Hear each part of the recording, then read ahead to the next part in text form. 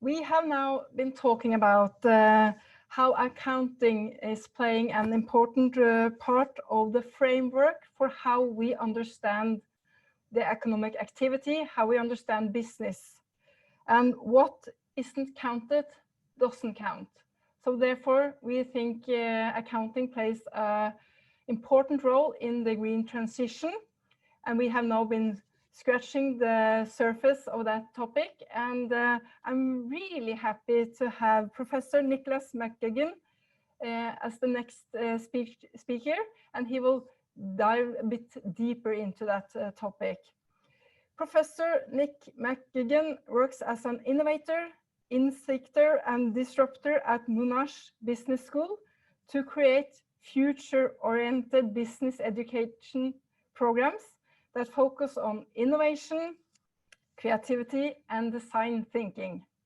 Nick's research interests include student conception of and learning approaches to accounting, learning technologies, integrated reporting, innovation, system design, and regenerative economics.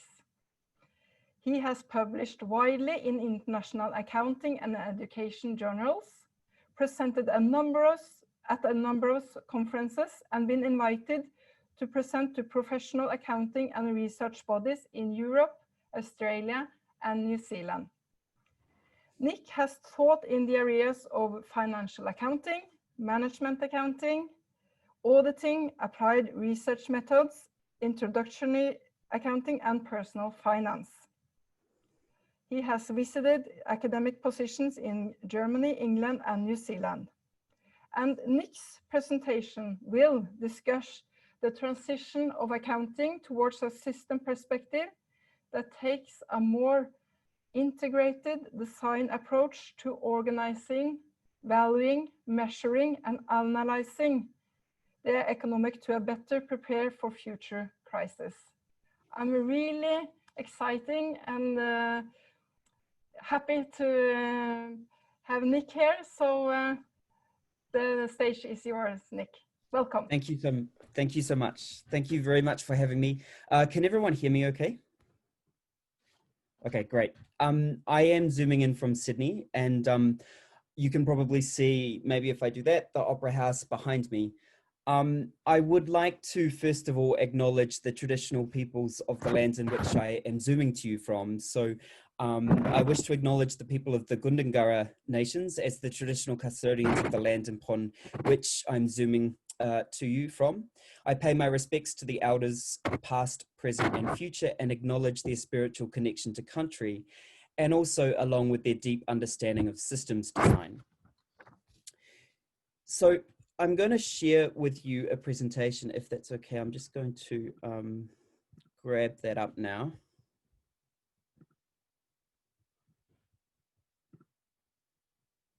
Okay, great. Hopefully you'll be able to see that. What I'm hoping to do in my evening and your morning, I'm hoping to do three things. Firstly, I wanted to discuss the inherent power that's present in accounting.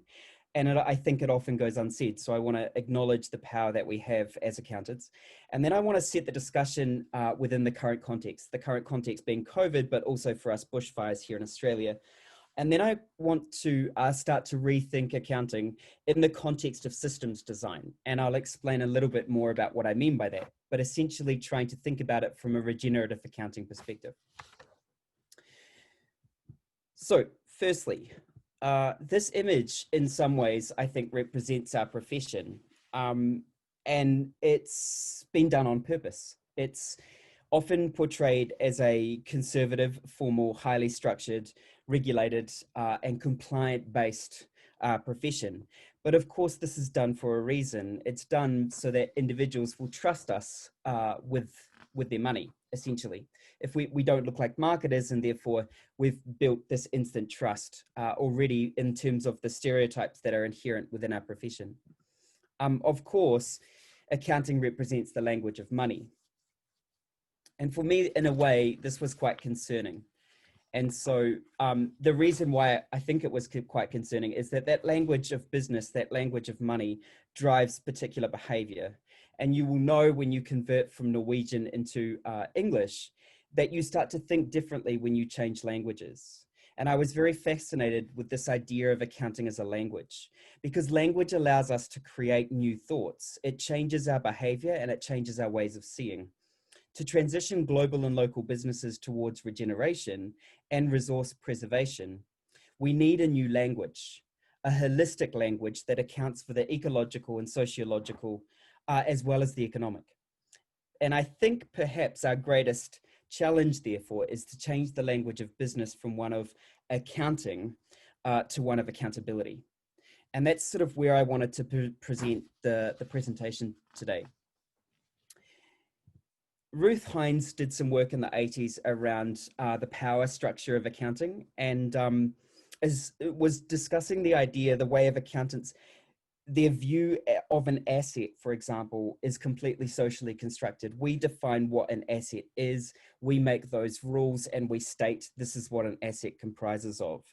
It was developed for an industrial age, therefore it's creating a limited way in which we start to view the world. And it's interesting when we start to unpack that limited way in which accountants view the world. It's our job as accountants really to present quite complex, multidimensional realities. And what I mean by that is the transactions, or I think maybe the interactions that are happening within an organization. That's quite a complex system. And then when we take it into other ecosystems, it becomes even more complex. But we do that through a very incomplete metaphorical construct, a numerical view of reality. We do it in a particular way, so we give a particular insight into the organization.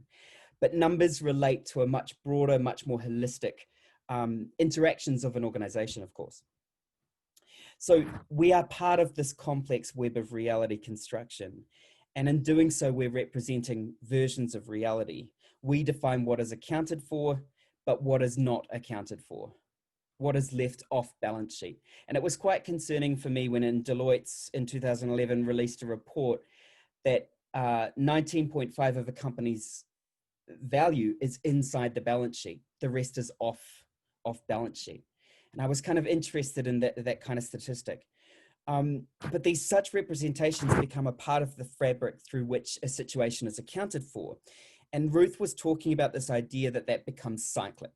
In other words, we as accountants, what we define as an asset, as a liability, as equity, in doing so, we put inside our financial statements, and those financial statements are used to make decisions on broad and numerous amounts of levels. And therefore, as accountants, we start to actually construct reality, which gives us a particular sort of power. And Michaels in 2011 talked about this resulting in a type of economic monoculture globally. And I was curious about this idea of monocultures, because when you look at those within an agricultural sense, monocultures never work without massive inputs into the system. Lots and lots of fertilizer to be able to ensure that those plants grow or those crops produce, rather than these diverse polycultures, which is a type of accountability system, but used in diverse and different types of systems, rather than just one economic standardized way of thinking. So Morgan here talks about accounting's power lies not in its ability to monitor and mirror reality, but rather in its ability to influence and shape everyday reality. And that's where I was really interested, especially with my students within a university context, because accounting as a language started to become part of the everyday. When I did my PhD, I was interested in how students conceived of accounting and the relationships they started to have. And they started to think about accounting language, this cost-benefit analysis, to apply to the amount of time they were spending with their friends or other students and peer groups. So they were starting to really use the type of accounting thinking and language in really diverse and different contexts. So it became quite a powerful way of thinking about our profession. Here, Morgan talks about the we need to move to what he calls a double view accounting. Whereas accountants, we start to interpret reality, but we need to understand that our version of reality is only one version. And we need to start to think about the world as viewed by the accountant and the world as viewed by others in a wider sense, and try to integrate those two types or those multiple types of views into a form of reality. If I shift to the current context in which we find ourselves in, we start to see that humans in general have never been as connected as they are at this point in time as we are today. The speed at which we access information clearly is instant. How we communicate with each other in real time right around the world, again, being instant. But we also have one global economy where we are all interconnected together. And it's quite complex. We've never been as together as we are now in this type of monocultural environment. And this is business. This is our collective thinking. It's what we're all striving towards. But if we look at what we're striving towards, this is the projected version of Sydney in the year 2030. So you can see Sydney as it sort of currently is behind me on the virtual background. This is Sydney projected into the year 2030. This is what we strive for. This is what they think Sydney will be. It's all about growth. It's all about capital investment infrastructure. However, if you look outside and not that 80 kilometers away from Sydney, this is what Sydney looked like during 2018 into 2019. This was our food bowl around the Sydney area. This is where we were trying to grow food. We had drought and it was very difficult to be able to secure food resources. Then coming up at the end of 2019, I'm sure would have made international news. We had our Australian bushfires. And this was took out 5 million hectares of land right across Australia. So all of our native forests, 5 million hectares of those were completely destroyed. Of course, these things are integrated. The nature of the bushfires that happened in Sydney and Victoria and all over Australia was due to the drought that occurred prior to and the buildup of dry fuel that ignites in extreme heat. So again, we're starting to see these kind of integrated systems. Then we fast forward to January and February of this year, and of course we're hit with COVID-19, a pandemic that's impacting us globally around the world. If we look and start to talk to microbiologists, we realize just how much it is that we do not know about microbial universes that share our Earth and the many and diverse interactions between these different species. Again, a type of system with interactions. The work of Italian physicist I was very interested in, Paolo Giordano, because he started to think about our collective and sometimes aggressive behavior towards the environment increases our likelihood of coming into contact with these pathogens. These things are all integrated. That is, deforestation and increased urbanization brings us closer into these habitats that have never considered our presence up until this point. Business, globalization, and our quest for unlimited growth brings us closer to contagion. And he starts to argue that if we could set aside our own egocentrism, we'd realize that it's not these new microbes seeking us out, but rather it's the actions that are our actions that are unearthing them. And perhaps this is the hardest shift of mindset that we could start to make in business, where we have socially constructed a way of organizing as humans that is built quite separate to the ecosystem in which we live. We tend to think about how we can live above the ecosystem.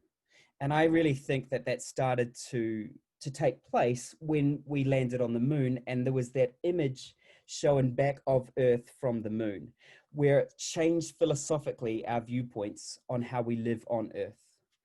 The fact that we were living with Earth and now we could see ourselves above Earth philosophically changed the way we started to action. So all of these things, the climate change, population explosion, refugee displacement and forced migration, food security, and limited natural resources are all these kind of integrated problems that the world needs to start to solve.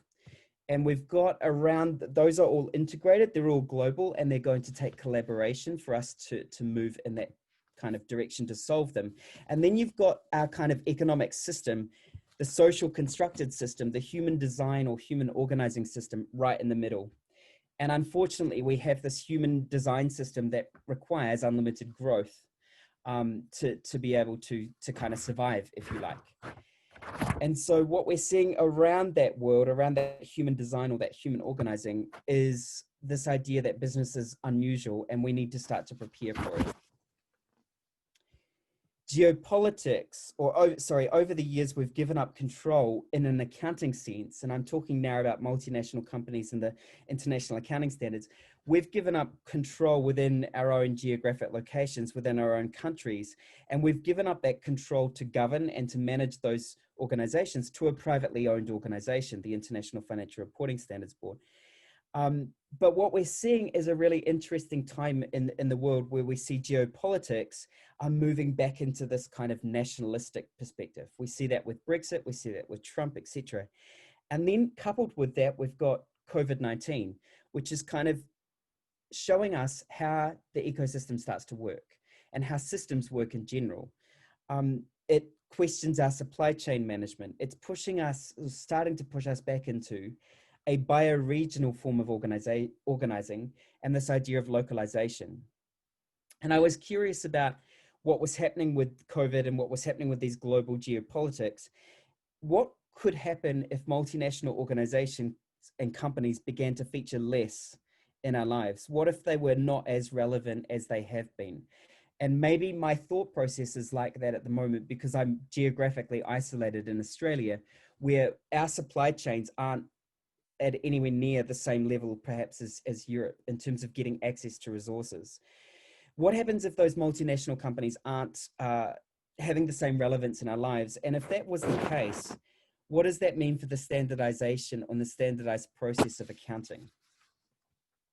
So our systems in accounting are built fundamentally on the ability to control, to predict with very rational binary thinking, the idea of debits and credits. The current dominant conceptual frameworks of accounting based on neoliberalism are problematic, as whilst they represent a system of ideas and objectives that led to the creation of a standardized set of rules, they are stifled, rigid, immutable, and blocked to innovations, social progression, or in our case now, pandemics.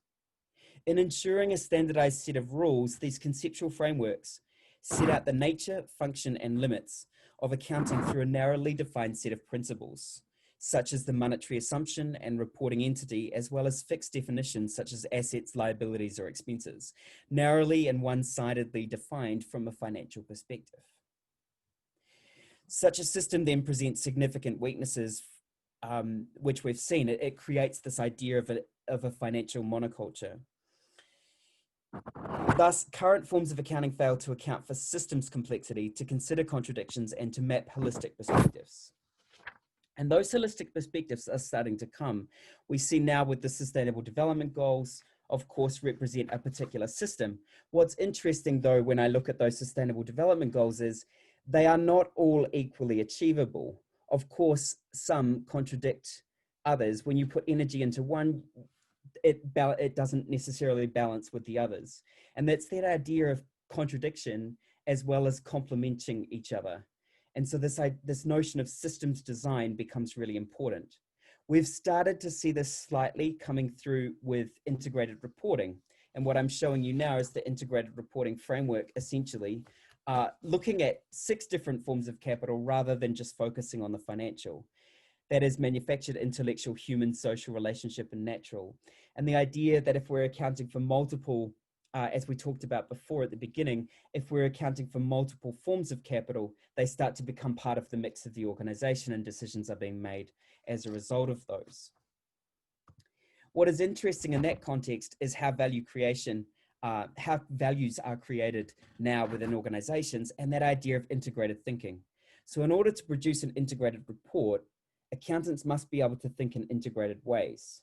And that's where, in my experience, both within a practical firm sense, but also within students and within the university context, the notion of developing integrated thought is highly problematic. And so again, looking at that integrated analysis, it starts to come back to holicism and systems perspective in order to create that value creation. So how do we then shift to a board of directors that are starting to make decisions from a holistic, integrated, circular approach that takes into account the interrelations of the organization rather than only the financial transactions? And so what I started to think about was this idea of permaculture and permaculture design systems, or design thinking, and started to think about what accounting might look like using a design system where we actually create an accounting or multiple accounting systems based on a design mindset using design principles to be able to move us to a different form of accounting and accountability.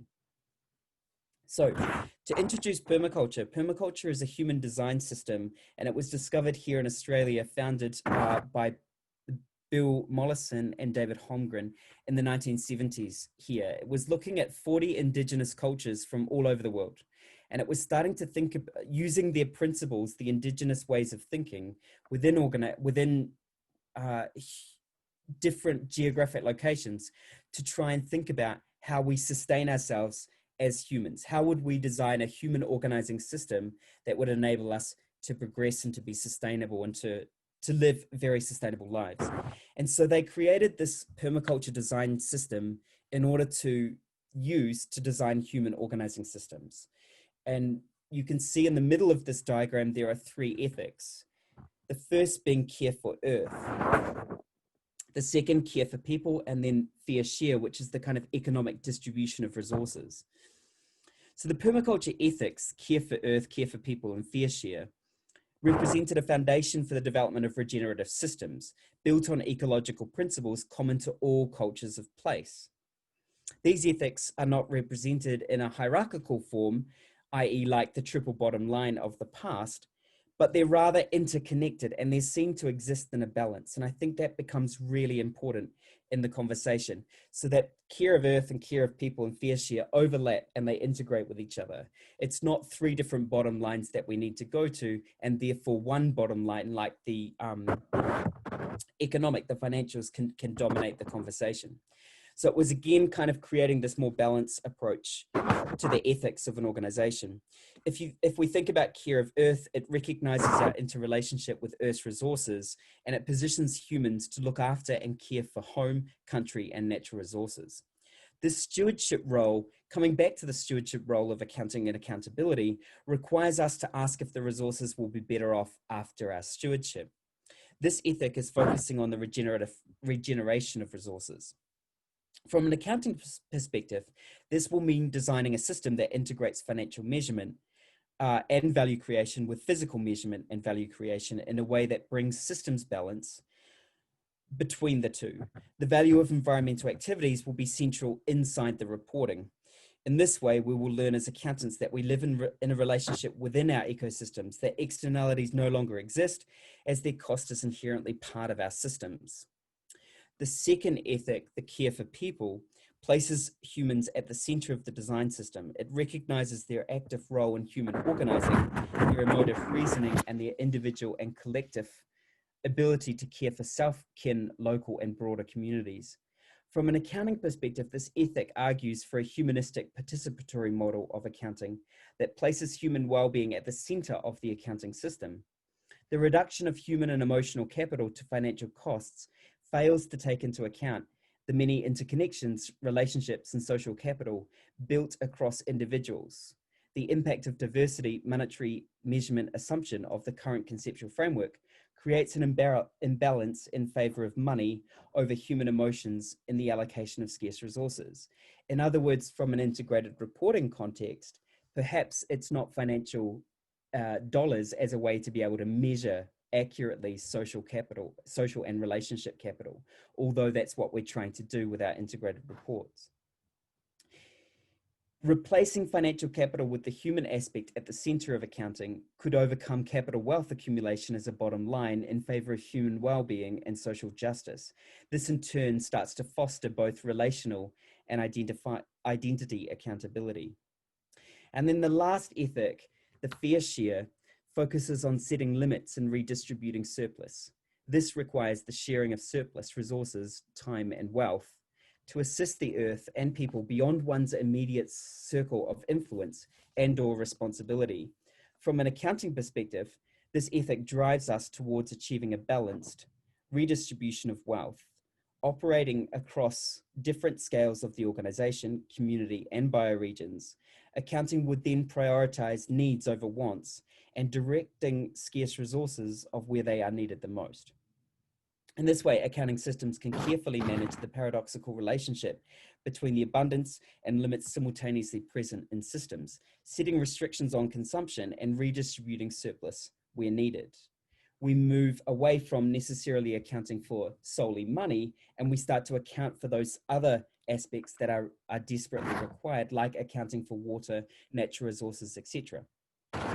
And what is key to this diagram that I've illustrated is the 12 design principles that sit around those ethics. Those 12 design principles are used in unison to be able to design a system in which is regenerative in nature. So permaculture design principles are these conceptual tools that aim to consciously design regenerative systems. These tools are particularly helpful for designers to find what is appropriate, practical for the situation and the context, like integrated reporting, unique to the context of the organization. And they will have enduring value in chaotically changing times.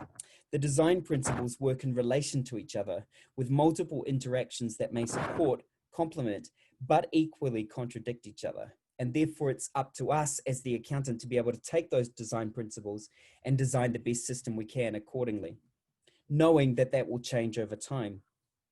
The designer uses the design principles, making comparisons between them to design, gain feedback, and evaluate a system. Therefore, in this context, the accounting systems that we've designed are living. They can never be completed and are constantly being modified, tweaked, and adapted for changing conditions. That's at the very heart of regenerative systems design. So what we argue with this notion of a regenerative accounting system based on this permaculture design principles is that the accountant becomes a type of balancing with the ecosystem, economic and social. Through a whole of systems design, accounting would balance human and natural resources, cultivating their own regeneration. We need, therefore, accounting systems that are flexible, responsive, and can creatively respond to change.